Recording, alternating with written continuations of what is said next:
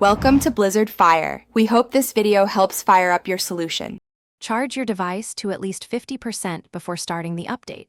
Plugging in reduces risk of interruption during installation. Connect to a stable Wi-Fi network to avoid using mobile data. Unstable networks can corrupt the download and prolong the process. Open Settings on your Xiaomi phone and scroll to Security. Tap Security, then App Management to list installed system apps. Locate the Security app in the list to check its current version and update options. Tap the Security app entry and then tap Update if available. The Update button appears when Xiaomi pushes a new version. Allow required permissions when prompted to complete the installation. Granting permissions prevents feature limitations after the update finishes.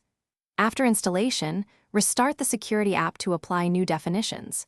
If no update appears, open Get Apps or My App Store and search for Security. Manual store updates can install beta or region-specific builds. Clear Security app cache and data if the update fails repeatedly. Open Settings, Apps, Security, then Storage and choose Clear Cache and Clear Data. Retry the update after clearing to remove corrupted temporary files. Reboot your phone to safe mode if third-party apps interfere with updates. Safe mode disables non-system apps and makes updates more reliable.